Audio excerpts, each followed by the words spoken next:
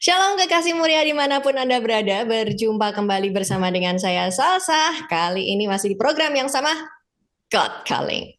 Nah, seperti biasanya di God Calling saya akan mengundang narasumber dan kita akan berkenalan secara pribadi ya dengan narasumber saya. Mungkin beberapa di antara kekasih mulia sudah mengenal sosoknya atau bahkan ada yang belum sama sekali. Jadi saya ingin memperkenalkan narasumber saya secara pribadi ini dan kita akan berkenalan menggali lebih jauh tentang pengalaman yang dialami, bagaimana dia menerima panggilan dari Tuhan dan bagaimana pelayanannya itu semakin dihidupi dari waktu ke waktu. Dan kita boleh mendapatkan sebuah inspirasi yang baru sehingga kita semakin berapi-api ya di dalam Tuhan. Dan buat Anda yang lagi galau, mungkin saja ini menjadi sebuah pencerahan yang baru bahwa oh ya Tuhan tuh memanggil aku dengan cara yang berbeda. Nah, kita akan belajar bagaimana pengalaman dari seorang hamba Tuhan, Pendeta Bu Mariati Barus. Halo Bu. Halo, Salam. Wah, senang sekali. Saya terakhir ketemu sama ibu itu ada di Sidang Raya. Dan saat itu saya nggak sempat banyak ngobrol. Ibu sibuk luar biasa karena dikelilingi banyak orang. Ibu sehat? Sehat, puji Tuhan, sehat. Puji Tuhan. Nah, buat kekasih muria yang belum tahu nih ya, Ibu Mariati Barus ini sekarang melayani di sebuah GKMI di Medan ya Bu ya. GKMI apa Bu namanya Bu? GKMI Sempakata Medan. Ya, jadi ini posisinya sama kota Medannya Bu, seberapa jauh ya Bu ya? Ya, Apa kita itu? di kota Medan, di Mm-mm, kotanya mm, kilometer 8. Ya, jadi itu mm. masih disebut di kotanya. Masih di kotanya ya. Ya, ya. Wah, tapi dari cerita-cerita yang beredar Bu, wah pelayanannya ini luar biasa. Nah nanti kita akan kasih informasi banyak-banyak buat kekasih muria karena mungkin banyak juga yang belum pernah berangkat ke Medan dan melihat kondisi di sana dan kita akan dengar ceritanya dari Bu Mariati secara langsung. Nah, seperti biasanya juga saya akan bagikan informasi tentang tempat tanggal lahirnya Bu Mariati. Siapa tahu nanti ada kekasih muria yang tertarik terus mau kirim hadiah buat Ibu pas hari ulang tahun. Boleh kan ya Bu ya? Boleh. Nah, soalnya kekasih muria ini tersebar di mana-mana, Bu. Di Medan ada, kemudian di Lampung ada, di sekitar Sumatera ada, di Jawa ada, di mana-mana ada, Bu. Nah, jadi saya akan informasikan ya. Tadi saya diinfo sama Ibu tuh kelahiran Durian Tinggung, betul ya, Bu ya? Betul. Ya, tanggal 9 November tahun 1970 ya. Ya, Sekarang berarti umurnya sudah 40. kepala 40-an ya Bu ya. Wow, mantap Bu. Tetap semangat loh Ibu membara-bara ya Bu ya. Atau justru lagi semangat-semangatnya Bu untuk melayani Tuhan. Menyala urup. Oh, urep itu urup ya. Urup. Jadi menyala terus nih ya. Nah, Ibu ini punya satu suami, Iya dong, satu satu. orang putra ya, satu orang putra. Jadi di rumah Ibu paling cantik. You are the princess Bu. The queen and the princess ya. Jadi dikelilingi dua orang bodyguard yang luar biasa. Apakah putra ibu mengikuti jejak ibu dan bapak juga? Belum, masih bekerja di apa ya? Ya bekerja baru 2 bulan bekerja.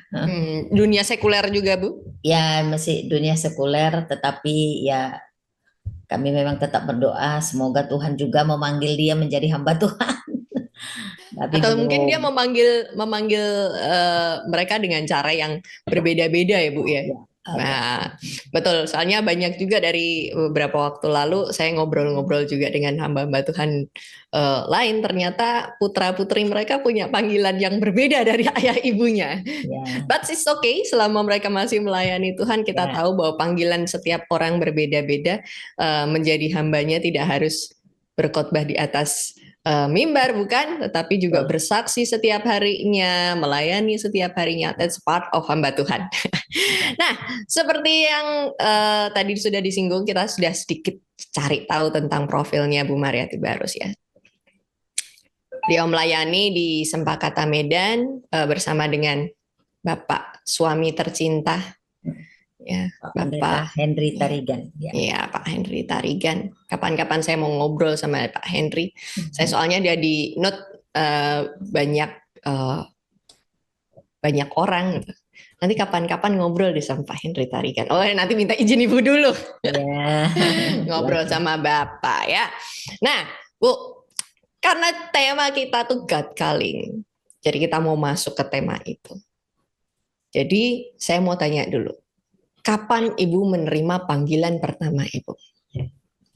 Ya, jadi sebenarnya saya pertama merespon mengerti panggilan Tuhan, yaitu ya mungkin saya ceritakan dulu ya bagaimana saya sebenarnya lahir baru atau bertobat bertemu dengan Yesus itu. Saya lahir baru itu tahun 1991. Waktu saya mahasiswa semester 2, jadi di situ saya menerima Tuhan Yesus, saya mengerti Tuhan memanggil saya menjadi anaknya, bertobat. Kalau kami sini memang bertobat, lahir baru, menerima pengampunan daripada Tuhan Yesus. Jadi saya mengerti waktu itu bahwa Tuhan dapat menyelamatkan saya, memberikan hidup yang kekal melalui Yohanes 3:16 itu.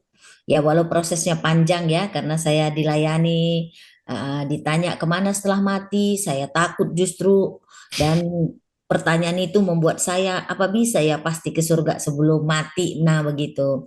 Nah, dengan perjalanan yang panjang, tetapi waktu itu setelah setahun saya ikut PA di kampus, dan akhirnya saya tahun 1991 bulan 8 merespon, mengerti panggilan Tuhan menyelamatkan saya melalui Yohanes 3:16 itu. Tapi kalau untuk panggilan menjadi hamba Tuhan, karena waktu saya bertobat itu lahir baru, saya masih kuliah. Saya sebenarnya guru, saya Unimed sekarang ini Universitas Negeri Sumatera Utara yang dulu namanya IKIP Negeri Medan ya. Jadi saya sebenarnya guru.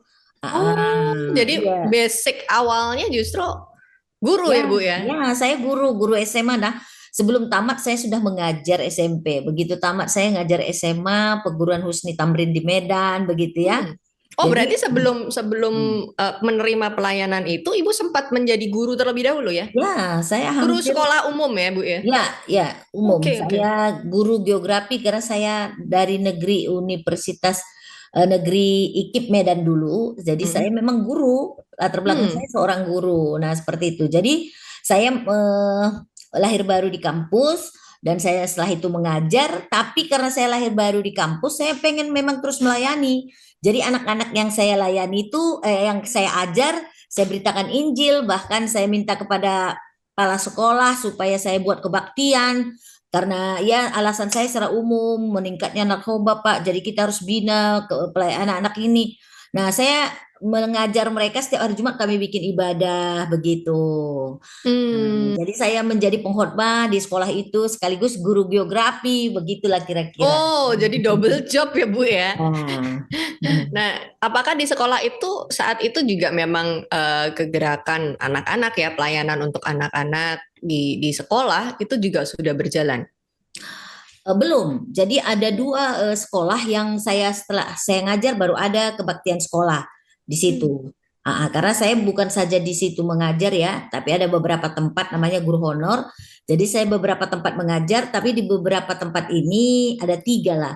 Jadi saya bisa membuka kebaktian di situ ada dua sekolah kemarin itu, dan sekolah yang dekat rumah saya buat lagi PA di rumah.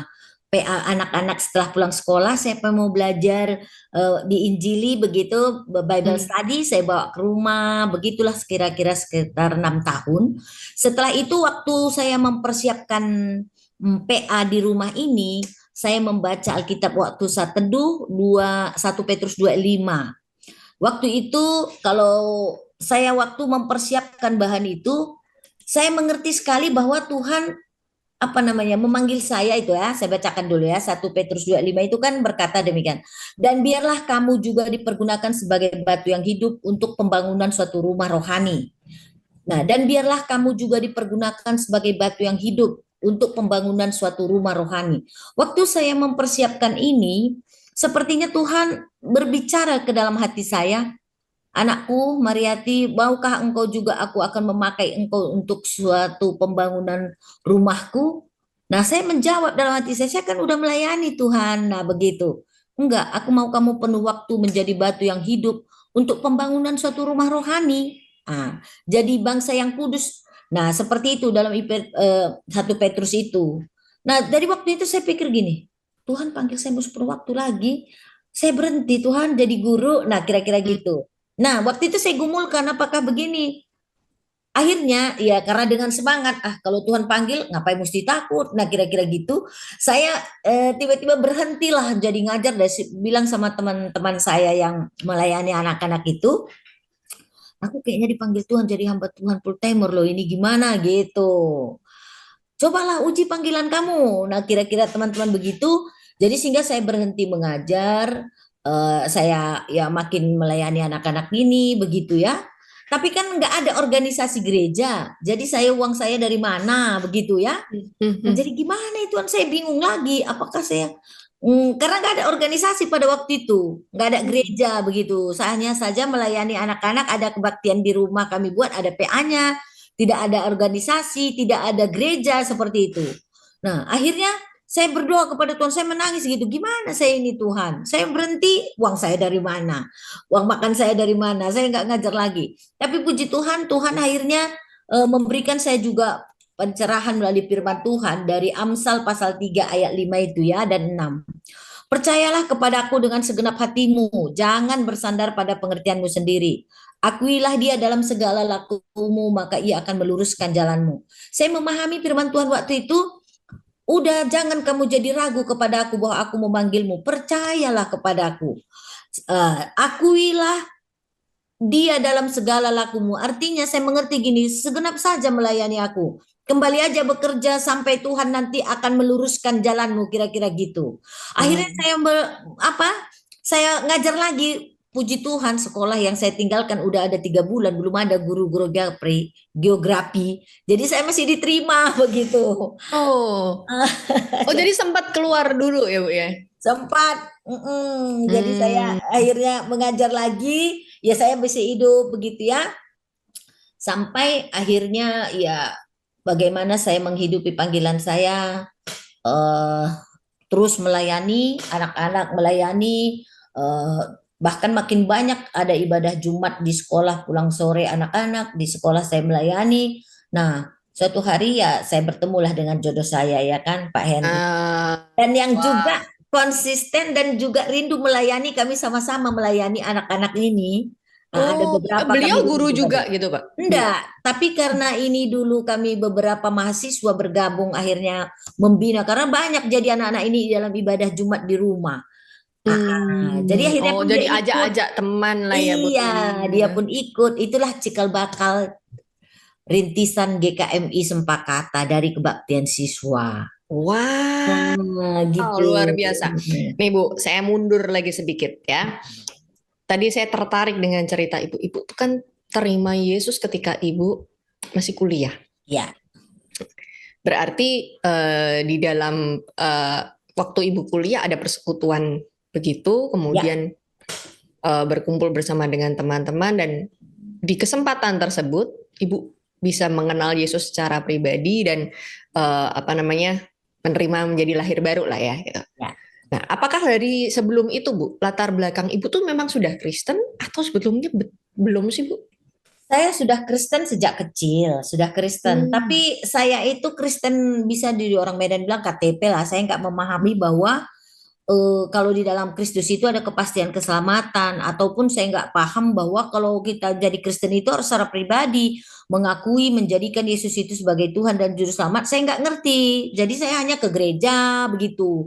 Tapi waktu di kampus itu kan diajarkan bahwa menerima Tuhan Yesus itu bukan sama dengan ke gereja, bukan sama dengan dibaptis, tapi bagaimana kita memutuskan sendiri mengakui secara pribadi Yesus itu menjadi Tuhan kita. Nah, itu yang belum pernah saya lakukan. Nah, sehingga pada waktu itu waktu diterangkan bahwa ya setelah belajar lah ya beberapa hal sampai 1 tahun itu saya belajar, saya mengerti sekali Yohanes 3:16 yang sudah saya hafal. Di situ baru saya memahami bahwa Karena begitu besar kasih Allah akan dunia ini sehingga ia mengaruniakan anaknya yang tunggal. Supaya setiap orang yang percaya kepada tidak binasa, melainkan beroleh hidup yang kekal.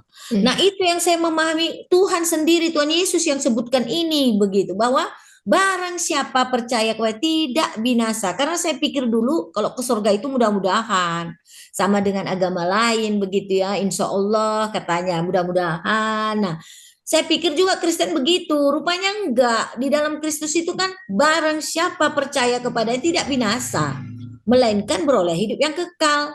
Maka saya justru di situ, Tuhan ampuni saya, justru saya enggak mempercayai selama ini apa yang Tuhan katakan ini.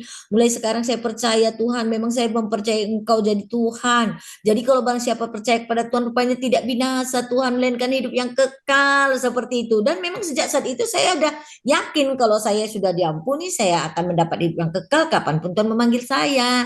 Kira-kira gitu. Itu yang mendorong saya melayani. Saya udah anak Tuhan, udah anak Tuhan. Tapi belum jadi hamba Tuhan. Nah, seperti itu. Wow. Nah, ini bisa kita simpulkan ya, Bu ya. Jadi sekalipun kamu sudah dibaptis, sekalipun kamu sudah mengikut Yesus sejak kamu kecil, tetapi ketika belum ada pengakuan dari dirimu sendiri, dan artinya bukan hanya mengakui Tuhan sebagai Tuhan dan Juru Selamat, dibaptiskan itu cukup. Kalau kita nggak menghidupi dan menyadari bahwa iya aku hidup karena kemurahan Tuhan, dan aku menerima kasih karunia itu secara penuh seperti yang tadi Ibu ceritakan dari Yohanes sendiri, Ibu. Itu yang akhirnya Ibu sebetulnya udah hafal ya, udah tahu tuh dari kecil diulang-ulang juga itu firman itu, tetapi tidak dipahami secara sungguh-sungguh bahwa kasih karunia Tuhan yang menyelamatkan hidup kita. Maka hidup kita kan tidak tertransformasi kan ya Bu ya, kita masih dengan kehidupan yang lama walaupun sekalipun kita sudah dibaptiskan. Dan ini menjadi koreksi ya buat kekasih mulia sekalian, bahwa ketika kamu dibaptiskan saat itu, walaupun kamu sudah mengaku dengan bibirmu ya, ditanya nih sama apa hamba Tuhannya, tetapi kalau kamu belum mengalami perjumpaan pribadi dan menyaksikan kasih karunia Tuhan secara pribadi, maka berarti bisa jadi kamu tuh sebetulnya belum menerima panggilan dari Tuhan. Panggilan secara pribadi dalam artian, ayo ikut aku, percaya kepadaku sepenuh hatimu, ya kan? Jangan mengandalkan pikiran dan kekuatanmu sendiri. Segala firman itu ya hanya di hafalan saja kan ya Bu ya. Berarti belum dihidupi. That's good point sekali. Dan penting sekali kita untuk menyadari. Saatnya kita mulai refleksi nih ya. Seperti ini baru part pertama nih dari Bu Mariati nih. Kita udah dapat sebuah message penting ya. Yang kedua yang saya tanya Bu. Tadi Ibu bilang Ibu lahir baru. Setelah Ibu lahir baru, ada semangat yang membara, api-api luar biasa. Ibu kok berani saat itu langsung bikin persekutuan untuk anak-anak? Padahal kan saya nggak tahu nih, apakah Ibu waktu itu sudah dapat basic atau dapat pelatihan tertentu untuk bikin gimana sih membuat sebuah persekutuan. Dan ini maksudnya persekutuan yang tadi Ibu ceritakan itu nggak cuma satu, ada di 2 sekolah bahkan sampai bikin di rumah. Saya yakin dan percaya jumlah anaknya banyak. Nah, Ibu kok bisa seberani itu? Apakah udah ada pelatihan khusus nih sebelumnya saya ikut, atau sebetulnya nggak tahu Tuhan yang memberikan keberanian dan kemampuan itu, atau seperti apa sih Bu ceritanya? Jadi saya begitu lahir baru, makanya saya yakin saya itu lahir baru. Dibandingkan dulu udah jadi Kristen, memang terjadi saya lihat perubahan dari diri saya. Pertama, sejak saya menerima Tuhan Yesus bulan 8 1991 itu, ada di dalam hati saya kerinduan yang dalam sekali untuk baca Alkitab, kerinduan yang dalam sekali untuk berdoa, kerinduan yang dalam memberitakan Injil. Orang tua saya bilang gini, Ma, udah Kristen pun kita, kalau kita tidak mengakui Yesus itu secara pribadi, enggaknya kita ke surga, pasti bisa di dalam hati kita ke surga. Nah, semangat ini memang saya pun aneh, kok ada menggebu di hati saya. Kalau saya ke kampus, teman-teman saya satu kelas, tiap hari saya beda-beda tempat duduk supaya saya beritakan Injil, saya ajak kebaktian di kampus begitu. Dan memang ya terus terang saya mengalami semangat begitu ya. Jadi saya itu sampai 3 kali ke kampus, bukan karena jadwal kuliah. Pertama ikut saya sermon, pembekalan pemimpin kelompok saya ikut, ibadah Jumat saya dipimpin pemuritan di kampus. Jadi aktivitas setelah bertobat memang saya bergairah, bersemangat begitu. Bahkan saya muncul dalam diri saya takut berdosa seperti itu, rindu baca Alkitab, rindu menghafal. Nah, jadi ada dulu pengisian-pengisian dibuat oleh Pak Tian Saginting di waktu saya Hmm. pun mahasiswa. Ini Kemana Pak dia Tian buat Saginting yang di GKMI perjanjiannya ya, Bu? ya, kalau dia buat pengisian, saya bagaimanapun pasti saya sudah ikut. Nah, gitu. Kalau ada juga program kampus bikin training, saya sudah ikut. Jadi kalau bisa dibilang sebelum saya duduk di bangku kuliah teologi ya, hampir semua kitab-kitab dalam kitab ya, belajar kitab Amos, belajar kitab Petrus, belajar kitab Kejadian, belajar kitab Lukas. Jadi saya sebenarnya sudah mendapatkan itu gitu. Sehingga ya bisa dibilang karena latar belakang guru ya mungkin teknik mengajarnya dapat sudah melalui kuliah. Jadi pengetahuan-pengetahuan Alkitabnya memang sejak bertobat itu saya bersemangat belajar gitu. Bahkan tak pernah saya nggak mencatat seluruh khotbah yang pernah saya dengar gitu. Nah itu membuat saya ya belajar lah ya, mungkin pun tah bagaimanapun khotbahnya dulu nggak tahu lah saya. Tetapi terus terang jemaat sekarang ini ada sekitar 20, ada ini alumni IKIP, adik-adik PA saya ngikut saya sampai sekarang bahkan jadi jemaat. Nah kira-kira kayak gitu. Wow, wow, wow. Berarti benar ya seperti yang tadi dibilang eh, bahwa ketika kita lahir baru, seluruh kehidupan kita tuh transformasi. Yes. Bahkan sampai semangat pun ditransformasikan. Ya. Ya, sampai baca kitab, kerinduan untuk mencari Tuhan semakin menggebu-gebu. Jadi kalau Anda masih flat-flat aja, coba pikir lagi lah gitu. Kita perlu mengkoreksi diri ya Bu ya. Kita checking dulu deh, checking dulu. Karena saya yakin dan percaya bahwa setiap orang yang mengaku percaya Yesus itu dia punya panggilan secara pribadi dan Tuhan itu memanggil loh setiap kita. Jadi jangan pikir Tuhan tidak panggil-panggil kamu. Tuhan panggil kamu udah ketok-ketok tapi kamu udah buka-buka pintu gitu kan yang jadi permasalahan itu. Nah, itu tadi Ibu bercerita panjang lebar dari Ibu lahir baru sampai akhirnya Ibu membuat sebuah persekutuan. Dari sebuah persekutuan lahir persekutuan yang lain sampai akhirnya semakin membesar dan bertemulah dengan Bapak. Dari proses yang sebegitu panjang, apakah tidak ada titik lelah dan jenuh, Bu? Sampai ketemu Bapak deh, gitu. Sampai situ dulu. Ya, pasti ya. Pertama sekali membuat saya ada bisa dibilang air mata, pengujian begitu ya. Ya termasuk pengujian pertama waktu saya meninggalkan pekerjaan tanpa ada organisasi ataupun gereja yang mendukung saya tidak makan.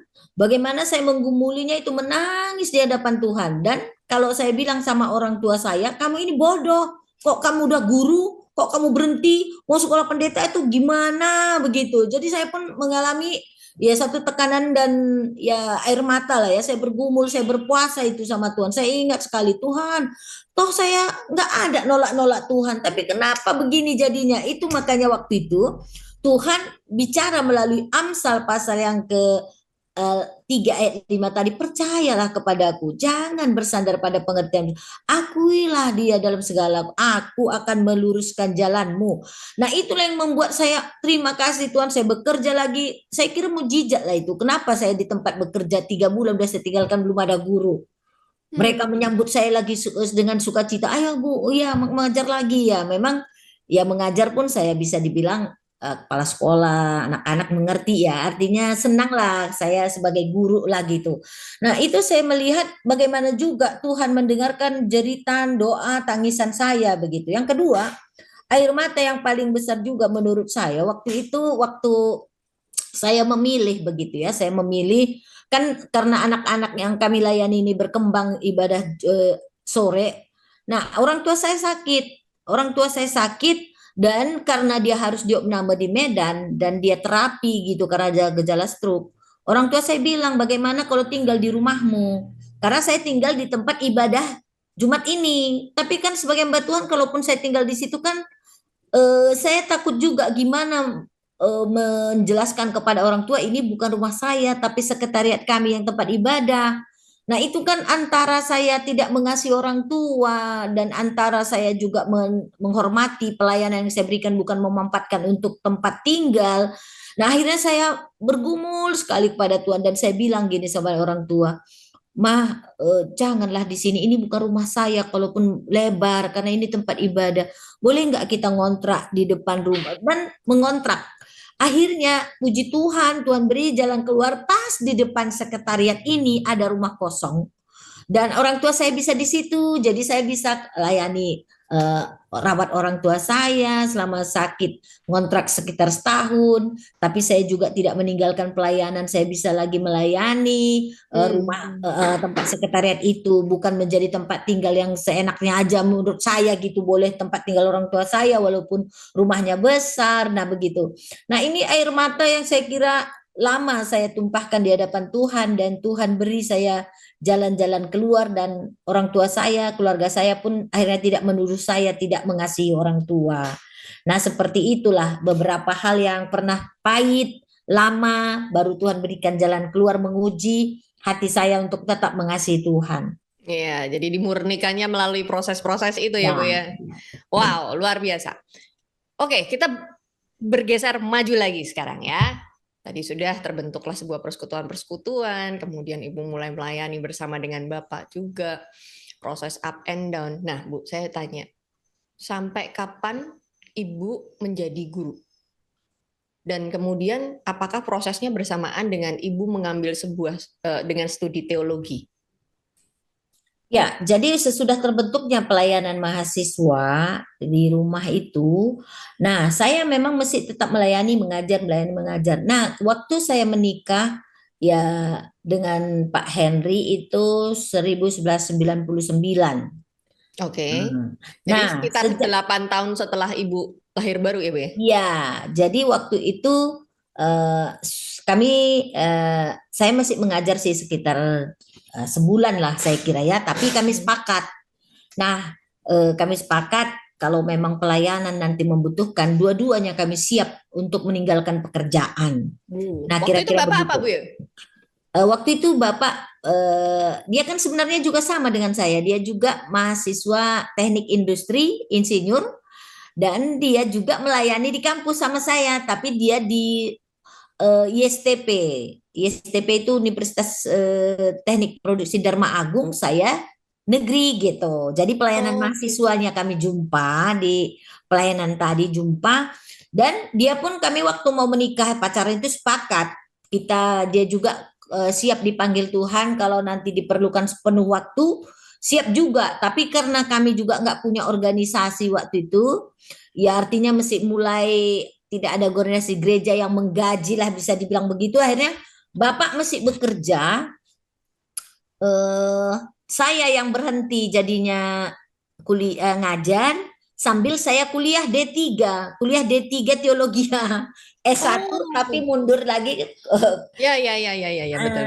Seperti itu. Nah, jadi sebenarnya waktu 97 itu kami anggap mulainya berdiri GKMI Sempakata karena di situ sudah mulai ibadah resmi kami buat kebaktian siswa tadi jadi ibadah minggu.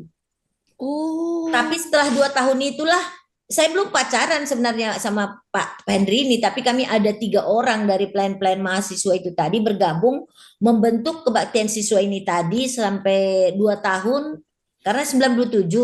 Tapi saya menikah dengan Pak Henry kan 99. Nah, kira-kira begitu. Jadi 99 itulah mulai kira-kira saya berhenti bekerja. Saya yang lebih full melayani gereja ini tadi karena udah mulai ibadah minggu. Tapi terus terang sampai waktu itu kami belum pernah menerima gaji selimper pun bahkan kontrak rumah dari gaji kami patungan gitu tempat ibadah ini membeli gitar patungan begitu sampai sekitar berapa tahun ya mungkin 5 tahun lagi. Iya, karena waktu itu Sumatera Utara kan begitu bergabung dengan GKMI resmi bergabung dengan GKMI kan sinode kita kan 1997 dan dianggap semua mandiri. Jadi nggak ada dana uang digaji gitu. Kalau bagi kami lah begitu ya. Jadi ya sambil mengajar ya sambil melayani begitulah kira-kira. Wow, wow, wow, wow. Wah, saya nggak kebayang saat itu situasinya akan jadi seperti itu. Wow. Tapi tidak menerima gaji sekian lama berupaya, cuman pasrah lah ya, berserah sama Tuhan, Tuhan yang beri berkat. Iman ini nggak bisa dianggap ringan, Bu. Ya. Iman yang Ibu punya bersama dengan Bapak dan tim yang saat itu membangun perintisan itu. Butuh semangat yang besar, pasti nggak gampang juga gitu kan ya. Wow, luar biasa, luar biasa. Ini benar-benar menginspirasi. Jadi kalau buat teman-teman kekasih Muriah yang sedang mendengarkan cerita ini, ingatlah bahwa Tuhan itu terkadang memurnikan dan memproses kita dengan berbagai macam cara. Bahkan yang di luar nalar kita. Sekarang kalau saya duduk di sini, saya tidak membayangkan situasi Ibu saat itu seperti apa. Ibu punya tanggungan orang tua yang sedang sakit juga, kemudian sedang memulai sebuah pelayanan tanpa support siapapun. Ya hanya bergantung, pada akhirnya hanya bergantung kepada Tuhan kan. Ya. Justru malah di situ Tuhan menunjukkan kuasa dan berlipat kali ganda. Ibu malah kayak di show ya, kayak dipertontonkan bahwa Tuhan mampu membuat segala sesuatu yang tidak mungkin terpikirkan di kita malah jadi mungkin. Ya. Gitu. Nah, dari proses semuanya itu, Bu, berproses 99 sampai menikah dengan Bapak, kemudian masih ada 5 tahun lagi perjalanan sampai akhirnya Bapak dan Ibu, oke, aku mengambil keputusan penuh waktu. Ya. Pergumulan terbesar apa, Bu, yang terjadi saat itu?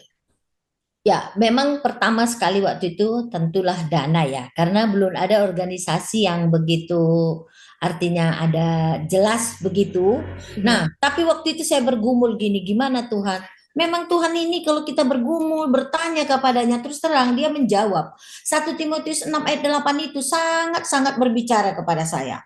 Asal ada makanan dan pakaian cukuplah nakku.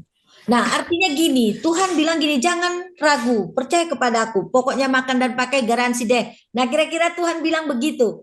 Tapi jujur ya, sampai hari ini saya sudah melayani hampir 30 tahun.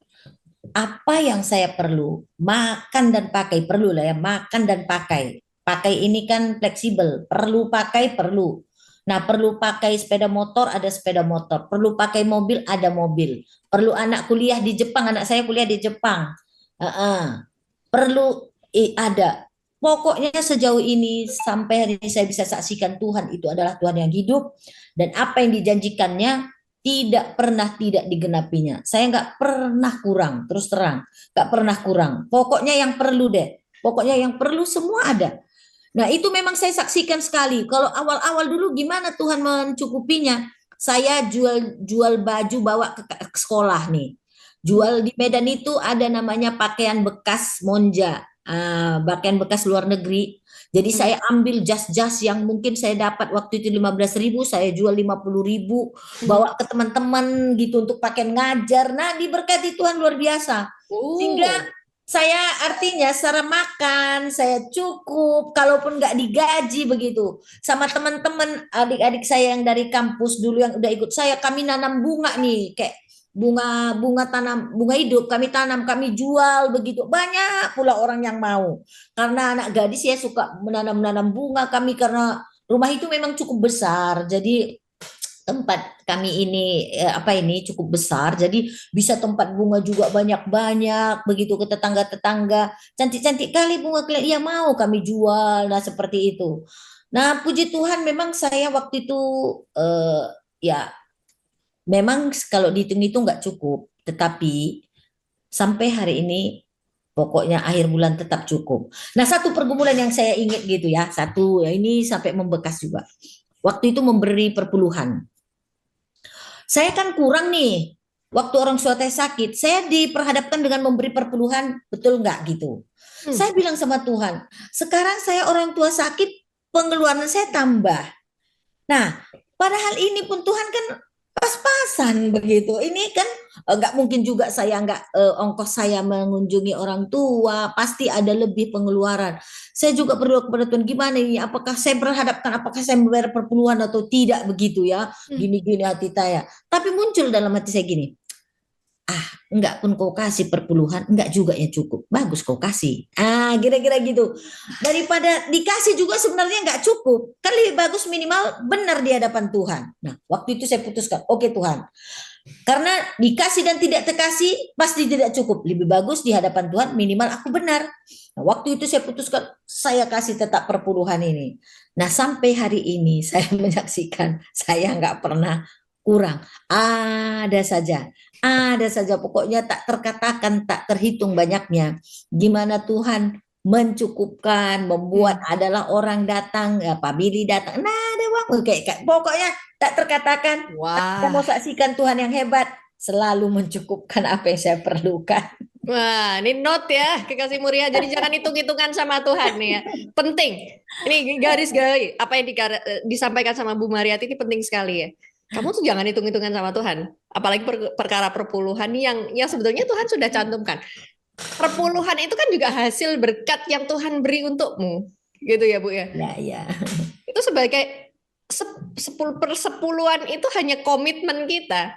Kita serius nggak sama Tuhan? Kita mau percaya nggak sama Tuhan bahwa Tuhan sanggup mencukupkan kehidupanmu? Bahkan tadi Bu Maria bilang, ya kalau misalnya ini nggak cukup Tuhan, pasti nggak cukup. Tapi kalau cukup nggak cukup, nggak tak bayar, ya sudahlah. Yang penting benar di hadapan Tuhan. Perlu garis bawahi. Saya pun ini menjadi koreksi loh Bu buat saya Bu. Kadang-kadang aku ya pilih-pilih gitu. Tuhan nggak cukup ini Tuhan, ini bayar ini, bayar ini, bayar. Kok kurang ya, kurangnya banyak betul. Tak kasihkan, enggak. Besok deh Tuhan bulan depan, ketagihan Bu, ngurangin terus ya. Jadi saya tertegur Bu hari ini. Masalah perpuluhan ya. Wow, itu luar biasa. Dalam proses itu. Kemudian akhirnya berkembanglah pelayanan, jemaat semakin besar. Tempatnya masih sewa saat itu ya, masih patungan kan ya, masih patungan. Kemudian sampai akhirnya di sebuah titik bahwa semakin membesar itu kan butuhnya semakin banyak juga. Energinya yang dibutuhkan juga semakin banyak dan semakin besar. Sampai akhirnya Ibu dan Bapak bisa mendirikan GKMI Sempakata. Saya dapat info banyak sekali tentang GKMI ini. Bahkan banyak yang menyarankan agar GKMI ini menjadi GKMI percontohan. Ya kan, kemarin saya coba mencari tahu apa yang luar biasa dari GKMI ini dan pelayanan yang Bapak dan Ibu kerjakan itu wow. Mulai dari yang saya dengar nih, saya koreksi ya Bu ya kalau saya salah ya. Ya. Ibu punya BPK. Ya, betul. Terus punya ada peternakannya juga, Bu. Apa? Ada peternakannya juga. Ya. Wah. Kemudian Ibu di GKMI Sepakata itu punya live streaming, broadcasting. Ya, ya. Nah, baik yang model visual, artinya sudah bentuk TV gitu ya Kekasih Muria, sampai yang versi radio itu Ya. ada. Ya. Tapi Kemudian masih sederhana kalau radio. ya. Tetapi that is a good point Bu gitu Kak. Kemudian semakin jauh lagi yang banyak menarik perhatian adalah konsep pemuritan yang dilakukan sama GKMI Sepakata. That is wow, so awesome. Kok bisa saat itu Ibu dan Bapak kepikiran punya konsep model pemuritan seperti itu? Jadi ini beda. Memang saya tidak pernah menemukan ini, gitu ya. Belum menemukan yang modelnya seperti ini. Coba Ibu ceritakan dulu model pemuritannya supaya Kekasih Muria ini kebayang ya. Ini model pemuritannya seperti apa? Karena yang saya dapat informasi, ini saya kasih bocoran dulu, spoiling dulu. Jadi setiap selesai ibadah hari Minggu, Ibu akan kumpulkan dalam bentuk grup kemudian membahas kembali firman Tuhan itu, dan mereka bertahan loh di gereja. Kalau di gereja lain kan selesai pulang kita ya, pulang dah gitu. Ada yang pergi keluar kota lah, kemana lah, rekreasi bersama keluarga. Ada yang buka toko, ada yang apa. Ini kok bisa, Bu? Gimana caranya? Dan ceritakan coba dulu model pemuritannya Ibu ini. Ini keren banget nih. Ya. Jadi gini, pertama sekali, tentu sebagai pendeta kita berjuang, bergumul bagaimana memajukan iman jemaat, itu udah pasti. Kami lama menangisi jemaat ini kok nggak bertumbuh. Bertumbuh itu kan ada barometernya ya. Bertumbuh itu bisa kita bilang secara pribadi, kalau bertumbuh barometernya kan seperti Kristus. Nah kan ini barometer, jadi bertumbuh itu ada barometernya, apakah dia makin mirip seperti Kristus atau tidak. Misalnya dalam kasihnya, dalam kerja kerasnya, dalam fokus hidupnya, dalam ketekunan, dalam ketaatan kepada firman. Nah kan kita punya barometer Kristus ini, jadi kami mengerasa ini jemaat kok kebaktian nggak begitu berdampak begitu, nggak bertumbuh lah menurut saya gitu, ukuran harapan-harapan yang kami pikirkan. Nah jadi dimuridkan. Nah, dimuridkan, tapi model pemuritannya dulu mesti kayak kampus. Nah, tapi saya melihat kenapa? Terus ini udah sekitar 7 tahun lah, 10 tahun. Nah, kemudian saya berkesempatan belajar pemuritan di grassroots namanya. Mereka datang ke sini membina pendeta-pendeta yang melakukan pemuritan di Korea Selatan. Saya tertarik sekali melihat bagaimana mereka membahas itu dan mempraktekkan. Saya bilang gini, gimana kok bisa begini? Oke, saya beri ibu kesempatan melihat. Jadi saya diberi kesempatan ke Korea melihat bagaimana mereka melakukan pemuritan itu.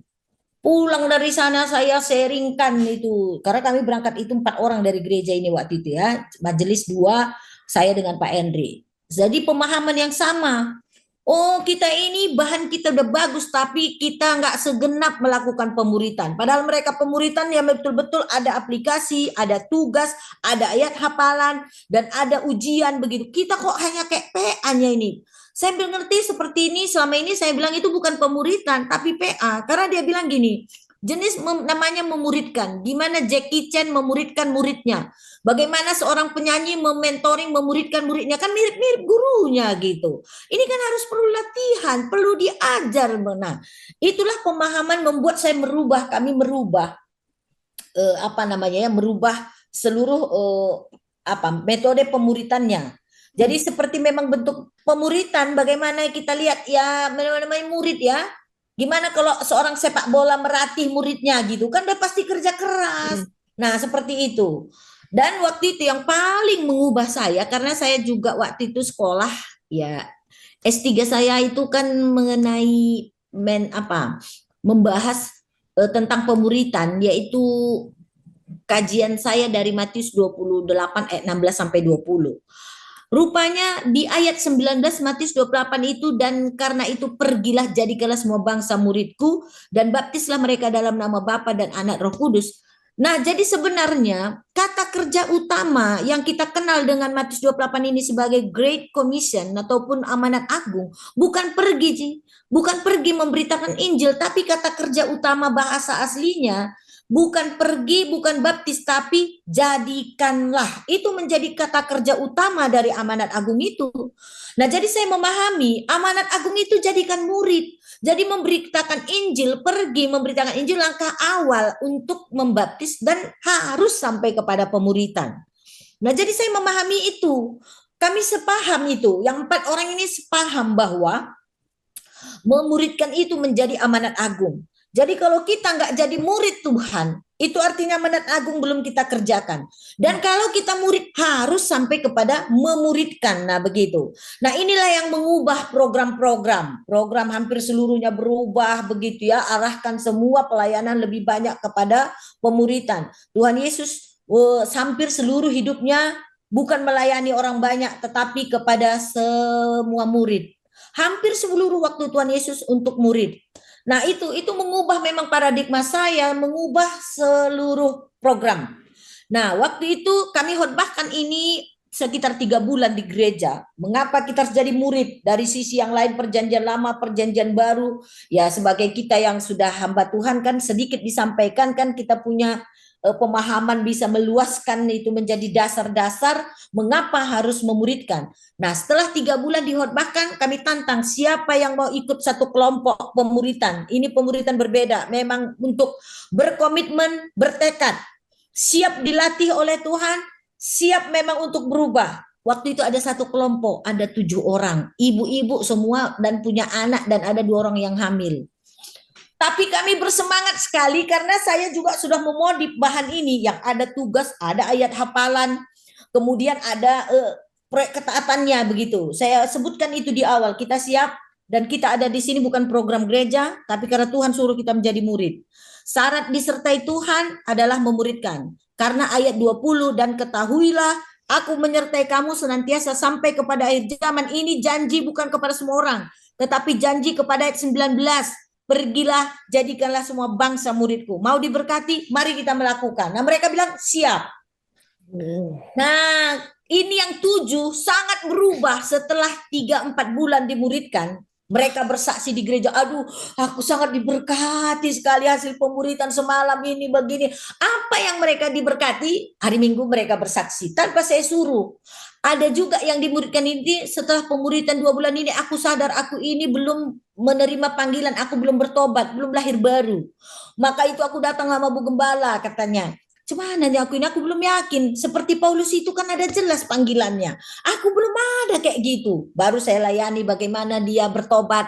Supaya memiliki, kamu sendiri punya harus pengakuan sendiri. Karena jika kamu mengaku dengan mulutmu bahwa Yesus adalah Tuhan dan percaya dalam hatimu, maka kamu akan diselamatkan. Jadi kita perlu pengakuan, dan dia akhirnya bertobat dan terjadi perubahan. Wah, sejak saat itu, minggu depan mendaftar, aku mau pemuritan. Saya bilang bentuk dulu 7 orang baru saya mau pimpin. Akhirnya mereka cari kawannya, bentuk satu grup lagi, 2 kelompok. Kemudian ada lagi, aku juga mau cari kawannya. Akhirnya bayangkan hari itu, tahun kedua saya harus memimpin sama Bapak 12 kelompok.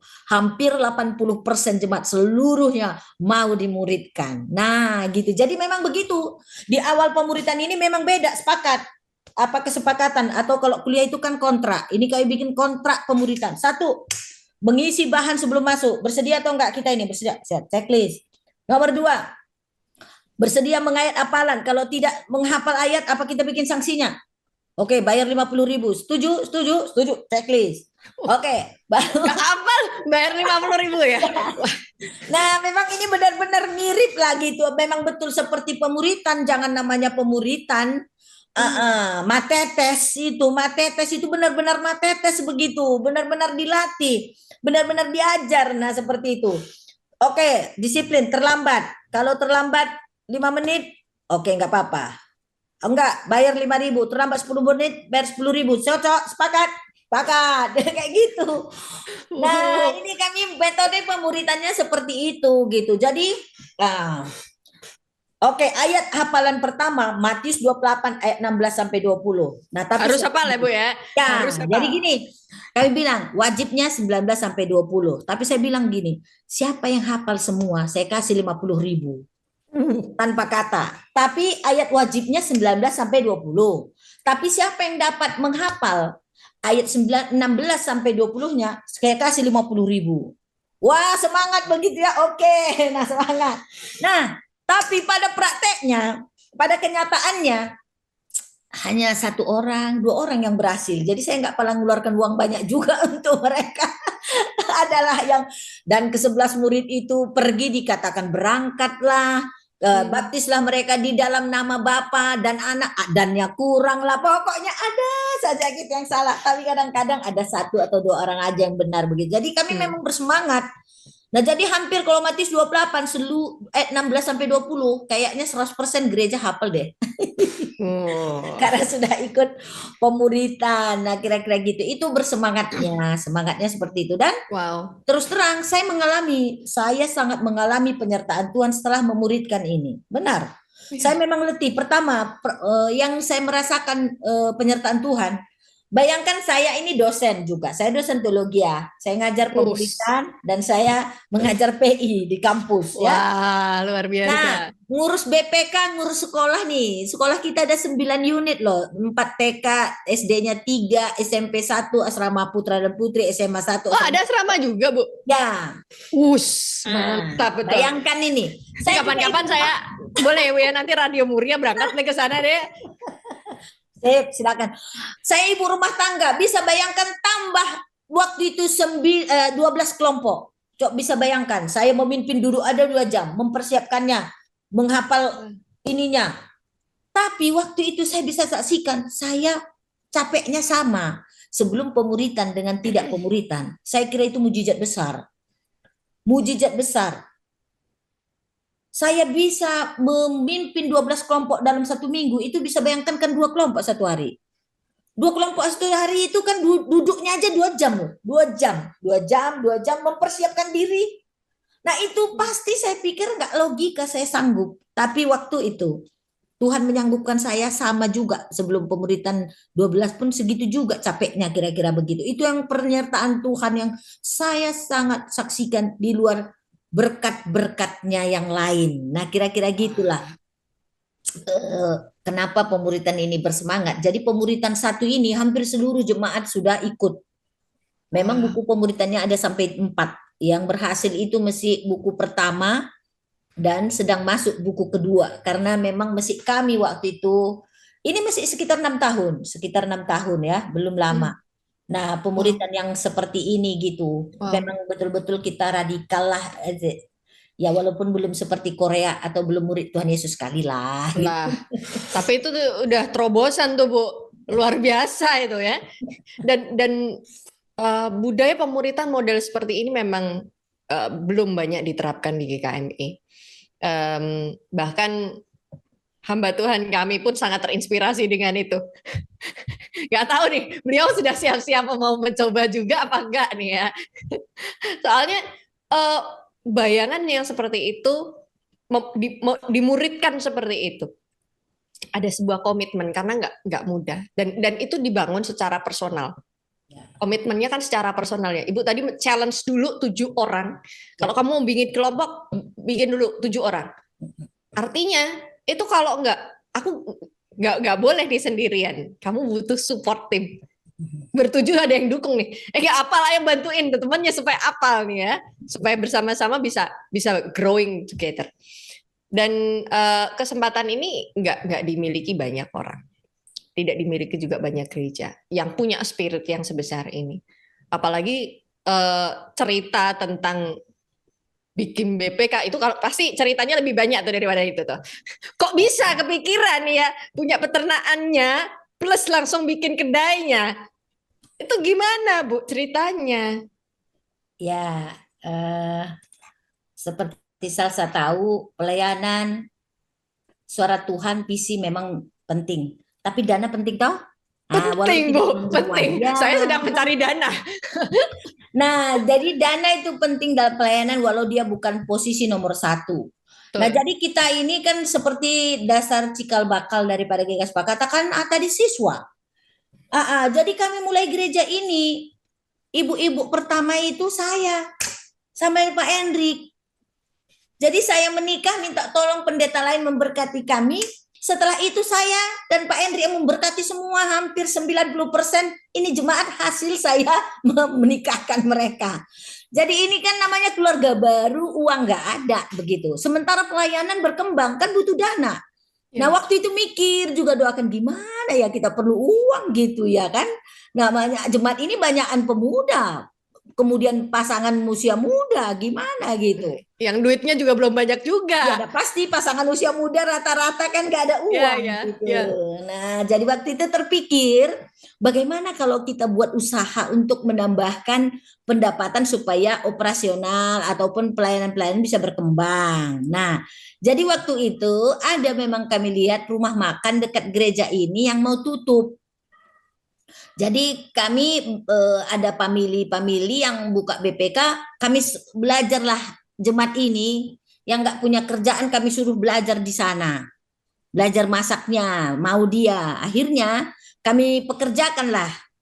buka BPK ini. Jadi dengan catatan gini, oke, kita tek-tekan juga patungan ini untuk kontraknya pun patungan. Jadi jadi masih kecil BPK-nya gitu, patungan masih sangguplah patungan karena juga nggak terlalu besar. Nah, tapi kalau nggak laku, kita yang beli harga modal, jadi nggak hilang, kita nggak tutup, gitu. Jadi sepakatlah pegawai jam 5 sore kalau kira-kira belum habis telepon, mau nggak ya ikan emas arsiknya sisa 2 potong, oke kirim harga modal. Ini BPK-nya tinggal 3 porsi, rumah tangga siapa yang butuh ya harga modal kirim. Akhirnya 3 bulan walaupun itu merintis nggak tutup karena harga modal pulang karena jemaat yang berpartisipasi gitu. Hmm. Nah begitulah ya dengan ya juga ada tekanan, halan tantangan ya tapi puji Tuhan sampai hari ini BPK kita pun sudah hampir 18 tahun. Ya itu tempat tujuan pertama hamba Tuhan kami begitu sampai di sana langsung difoto kirim ke majelis. Aku sudah berhenti di BPK katanya. Aduh, ternyata tempat itu. Wah, luar biasa ya. Jadi cara ibu dan bapak ini mentreat jemaat as like a friends gitu loh. Saya merasa bahwa seperti kawan. Jadi tidak sudah apa ya? Ini saling bantu dan saling support. Sudah tidak seperti tidak ada gap ya rasanya antara ibu, bapak dan dengan jemaat. Jadi saling dukung, saling support. Ayo kita punya program ini, yuk dikerjakan bersama-sama. Bukan hanya dipikirin majelis sama hamba Tuhannya aja kan, tetapi ada keterlibatan dari jemaat dan semangat juga spirit yang sama. Ya. Wah, ini luar biasa. Dengan sektor, di sektor pendidikan. Kebetulan GKMI Jepara juga punya sektor pendidikan nih. Ya. Tapi yang ini punya ibu ini beda nih, karena unitnya banyak gitu. Tadi sampai 4 KBTK, berarti kan playgroup A, B, C, A, B, kemudian TK, A, B. Ya. Kemudian unit SD. Ya. Ada unit SMP, SMA. Sampai SMA ya Bu ya? Ya. Sampai SMA. Kemudian asrama. Nah, ini asrama ini karena anak-anak dari daerah-daerah lain kemudian mereka tinggal di asrama atau gimana Bu? Ya, kenapa kami buat asrama SMP pun? Karena kita mendirikan sekolah ini kan bukan karena sosial semata-mata ya, tapi karena memang kita tahu filsafat yang kita amati perubahan sesungguhnya dari dalam baru sesungguhnya menjadi suatu perubahan. Tidak ada pohon yang baik yang menghasilkan buah yang baik. Nah, seperti itu. Jadi kalau orang yang sudah pohonnya baik, buahnya pasti baik. Jadi kalau orang udah lahir baru duluan, maka akan ada hasil yang baik. Nah, jadi kita memang bermimpi menghasilkan pendidikan pemimpin-pemimpin yang menghasilkan buah-buah yang baik. Tapi itu harus dimulai dari pohonnya dulu baik. Maka kita fokus kita mau melayani juga melalui sekolah ini begitu. Nah, jadi kalau kita buat itu hanya sekolah, hanya dia 7 jam, 6 jam di sekolah, pulang ke rumah, ini enggak begitu berpengaruh. Tetapi apabila mereka bersedia diasramakan, kita bisa bina mereka, ini lebih berpengaruh, lebih cepat berubah. Makanya kalaupun uang kita pas-pasan, asramanya masih terbatas, seadanya, kita berjuang mengajak mereka untuk masuk asrama karena di asrama kita akan bina mereka bersaat teduh, kita bina mereka dalam mentoring, kita ajar mereka pemuritan. Nah, seperti itu. Nah, itunya dasar latar belakang kita makanya mengapa kita harus membuat asrama begitu. Jadi secara waktu kita lebih banyak bisa melayani mereka. Nah, itu sih. Wah, komplit ya jadinya ya. Jadi diisi pikirannya dengan pendidikan yang berkualitas, tetapi hatinya juga dipulihkan ya Bu ya. Betul. Wah, luar biasa ini perlu dicatat nih. Karena memang tidak banyak sekolah yang memang fokus di situ ya. Kalau sekolah tetangga ya ada banyak yang sudah berpikir sampai detail seperti itu gitu dan kita perlu mencontoh sesuatu yang baik dari mereka gitu. Salah satunya yang bagian ini. Bu, kalau boleh tahu berapa banyak siswanya sih Bu? Sekarang kita memang semua masih satu-satu kelas, tapi bisa dibilang kelasnya agak gemuk. Gemuk itu kan kalau SMP itu kan paling banyak 30. 32. Nah, kita 34, 33 begitu. Nah, jadi seluruh Hmm. siswa ini mungkin sekitar 700-an.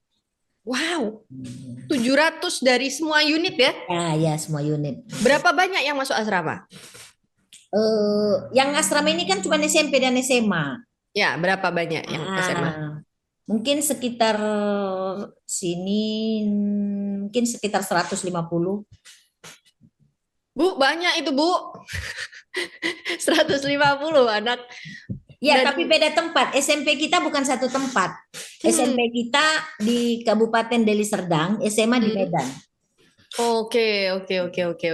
Tapi dengan model yang seperti itu, dengan jumlah siswa yang sebanyak itu, dan asrama yang bisa menampung sekitar 150-an siswa, siswa binaan ya, yang disehatkan dan dimuridkan rohaninya, Ya, ya. ya ini menjadi kegerakan yang baru. Dan eh, banyak parents yang akhirnya itu juga orang tuanya apakah 100% siswa ini itu bergereja di Sempakata atau ada dari gereja-gereja lain juga? Sudah pasti dari gereja lain ya. Dari gereja Hmm. lain lebih banyak. Tetapi anak-anak kita semua hampir 100%, kalaupun SMP-nya itu sekitar 1,5 jam dari Medan, semua anak-anak di Medan mengirim anaknya ke asrama sana. Karena memang melihat memang sekolah kita berbeda begitu. Jadi Wow. jemaat sangat fanatik untuk masuk gereja sekolah kita, sangat fanatik. Berbangga sekali kalau bersekolah di Jadi Holy Kids. nggak mau pindah ke tempat lain Ya, ya. nggak mau. Harus di situ ya. Harus dia SMA Holy Apa Kids. sih Bu? Namanya apa sih Bu? Nama sekolahnya apa sih? Kalau SD, TK-nya Holy Kids. Kalau SMP Holy Kids Bersinar, SMA Holy Kids Bersinar. Ya. Oh, wah mantap ini ya. Luar biasa loh ini memberkatinya tuh mulai dari anak-anak sampai usia dewasa. Yang senior, Bu. Pelayanan untuk senior ada nggak sih, Bu, sih di sana? Di Sempakata, Bu? Ya, seperti saya katakan tadi, di sini lansia belum ada. Belum ada Hmm. lansia. Karena yang paling tua itu pun saya. Saya masih 54. Jadi memang semua jiwanya masih jiwa bersemangat. Jadi kami Uh. persekutuan lansia belum ada. Wah. Dulu sih ada mama saya yang karena memang mama saya eh, udah tua, memang baru dijangkau, diinjili, bertobat ya. Tapi beliau juga sudah meninggal 2 tahun lalu gitu. Jadi Hmm. hampir semuanya kami belum ada lansia. Jadi Oh ya? pelayanan, jadi pemuridan ya memang ikut pemuridan semua. Nah kira-kira gitu. Wah ini berbeda nih ya. Isinya masih muda dan membara-bara. Pantesan tadi saya bilang, ibu nih usianya ini usia membara nih ya. Semangatnya 45. Betul ternyata jemaatnya juga masih muda-muda. Wow, luar biasa. Kita boleh terinspirasi ya dari obrolan saya bersama dengan Ibu hari ini. Ini agak di luar ekspektasi saya dan mind blowing betul-betul. Membuka membuka banyak pandangan saya juga. Jadi radio kami pun sedang belajar untuk berkembang gitu. Eh, belum kita masih teenager lah Bu. Tetapi perlu banyak belajar dan terinspirasi dari tokoh-tokoh narasumber seperti Ibu salah satunya. Cerita Ibu ini sangat luar biasa dan saya secara pribadi berharap supaya Kekasih Muria juga bisa menangkap nilai baik dari obrolan saya bersama dengan Bu Mariati Barus ini. Tentang yang awal deh, dari yang pertama. Saya coba rangkum ya. Dari yang pertama, kamu tuh kalau sudah Kristen, walaupun kamu sudah dibaptis, kamu perlu cek dulu nih. Apakah kamu berapi-api enggak sih gitu? Apakah kamu tuh masih ikutnya Tuhan nih ya? Ya ikut enggak gitu. Enggak, hidupmu belum ditransformasikan. Kalau hidupmu memang belum ditransformasikan, jangan-jangan kamu memang belum menerima panggilan Tuhan itu. Tuhan enggak ketok-ketok nih loh ya. Jangan jangan dikira Tuhan enggak ketok-ketok. Tuhan ketok-ketok. Cuman kamu yang belum bukakan pintu tuh. Ya, jadi jangan-jangan bukan kamu yang menunggu Tuhan, Tuhan yang sedang menunggu kamu, tapi kamu nggak mau dipanggil-panggil sama Tuhan ya. Itu yang koreksi yang pertama. Yang kedua, bersedialah untuk dimuridkan. Ini penting sekali. Karena apa yang disampaikan sama Bu Mariati Barus, hidupmu tuh nggak bisa transformasi begitu saja gitu. Kamu perlu dimuridkan, harus semakin berkembang. Seperti pohon tadi ya Bu ya. Kamu Ya, nggak bisa berbuah dengan baik kalau kamu pohonnya, tidak. pohonnya baik dulu. Pohonnya harus baik dulu. Kamu kalau nanti punya anak-anak, anak-anakmu nggak jadi anak-anak yang baik karena pohon yang asalnya dari kamu itu, sumbernya dari kamu aja belum baik. Maka sehatkan dulu pohonnya, nanti kamu akan berbuah dengan baik dan luar biasa. Hidupmu dipakai Tuhan. Jangan takut ya Bu ya, jangan takut. Jangan takut, Tuhan yang garanti semuanya. Bahkan di antara segala sesuatu yang mungkin di luar nalar dan ekspektasi kita.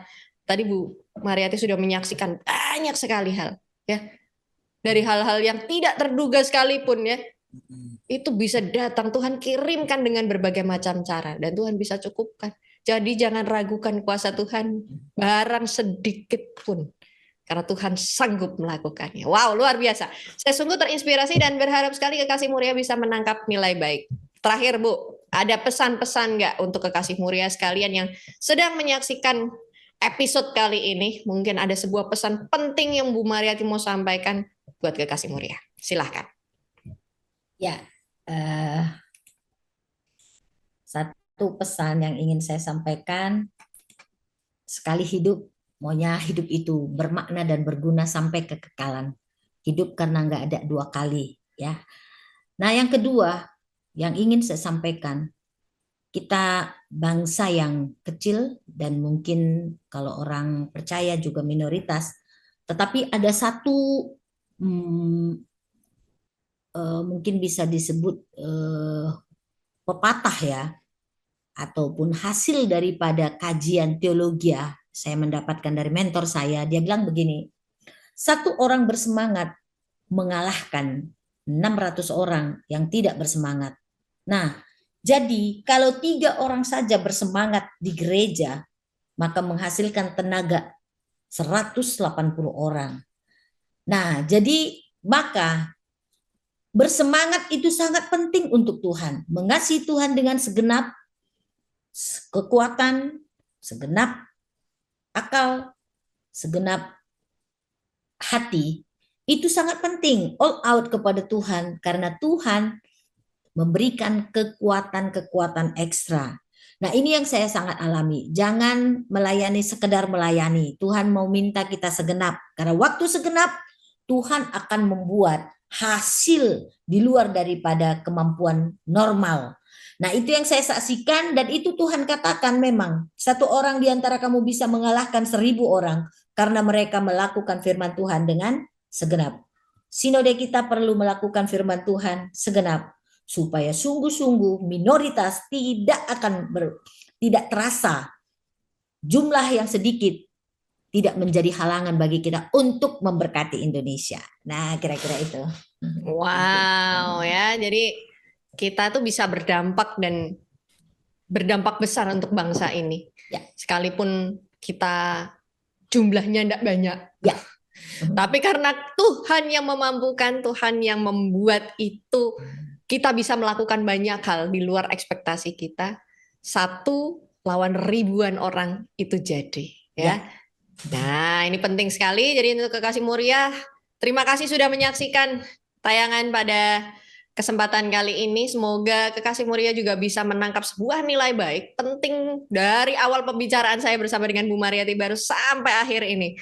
Saya berharap sekali Kekasih Muria bisa menangkap nilai baik. Jadi bersedialah untuk dimuridkan. Tagger ini ya, bersedialah untuk dimuridkan. Ini pemuritan Bu Mariati ini bagus sekali dan patut untuk dicontoh ya. Jadi biar yang enggak apal-apal Alkitab ya, ayat Alkitab baca aja pulang lupa gitu. Ini semakin disemangati. Ayo. Karena ternyata firman Tuhan yang kita baca itu kalau kita renungkan baik-baik, nanti ketika masa kesukaran datang, firman itu akan muncul dalam ingatan kita. Betul ya, Bu ya? Ya, betul sekali. Dan itu yang justru akan menguatkan kita di masa-masa kesesakan kita. Jadi jangan bilang bahwa firman itu tidak hidup ya. Firman itu hidup, dia akan muncul sewaktu-waktu. Jadi baca firman, renungkan firman itu, bersedialah untuk dimuridkan. Supaya ketika masa-masa kesukaran datang, kamu tidak merasa aku sendirian, Tuhan tidak sayang aku tidak diperhatikan Tuhan. Kamu aja baca firman enggak pernah loh ya. Gitu.